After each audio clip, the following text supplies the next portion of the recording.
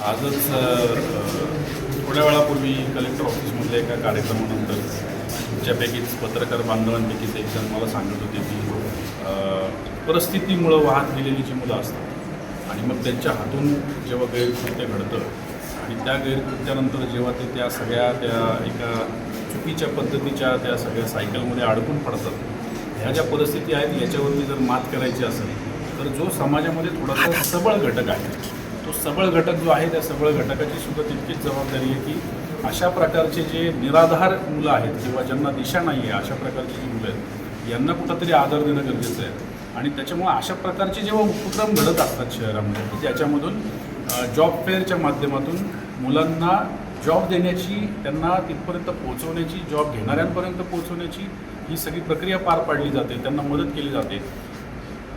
ज्यांना ज्यांना नोकरी मिळणार आहे त्यांचं तर चांगलं होणारच आहे, परंतु मी तुम्हाला खात्रीशीररित्या सांगू शकतो की ज्यांना नाही मिळणार त्यांनासुद्धा एका गोष्टीचं निश्चित समाधान वाटणार आहे की हा जो समाज ज्याचा मी घटक आहे तो कुठंतरी माझ्या पाठीवर हात ठेवून उभा आहे.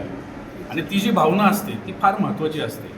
आपण पाश्चात्य देशामध्ये राहत नाही आहे की ज्याचं तो बघेल त्याचं तो बघेल आणि मग त्या भावनेतून इतर गुन्हेगारी कृत्य घडतात.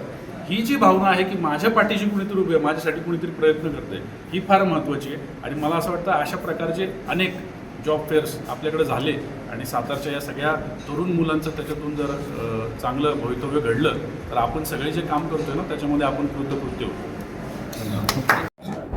दादा, आज मोठा भव्य असा रोजगार मेळावा भरवण्यात आला. काय सांगाल, किती लोक आता म्हणजे विद्यार्थी आले होते, किती जणांना आता रोजगार मिळाला, काय सांगाल?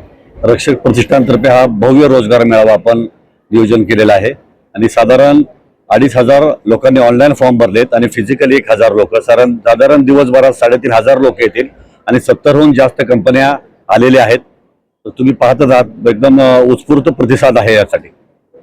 दादा, एकंदरीत जर बघितलं तर उद्योगाचे समूहाच्या वतीनं त्याचबरोबर रक्षक प्रतिष्ठानच्या वतीनं हा रोजगार मेळावा आयोजित करण्यात मोठा प्रतिसाद या ठिकाणी मिळतोय.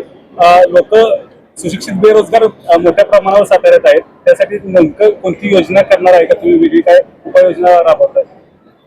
श्रीमंत छत्रपती उदयन महाराज यांच्या आदेशाने हे रोजगार मेळावा झालेला आहे आणि महाराज साहेबांच्या आदेशानुसार प्रत्येक 4 ते 5 महिन्याला आपण रोजगार मेळावा घेणार आहे. हा रोजगार मेळावा आपण सुरुवातीला घेतलेला आहे, याच्यामध्ये खूप मोठ्या प्रमाणात प्रतिसाद मिळाला आहे. आता पुढचा मेळावा आपण इंटरनॅशनल घेणार आहे. मग डोमेस्टिक आणि इंटरनॅशनल म्हणजे परदेशातल्या आणि भारतातल्या सगळ्या कंपन्या आपण बोलवणार आहे. साधारण पुढच्या रोजगार मेळाव्याला 100 कंपन्या असतील. हे जे आता युवक युवती आलेले आहेत सातारा जिल्ह्यातील आहेत का बाहेरचे? सगळे सातारा जिल्ह्यातील युवक युवती आहेत, सगळे बाहेरचे कोणी नाही, सगळे सातारा जिल्ह्यातले आहेत.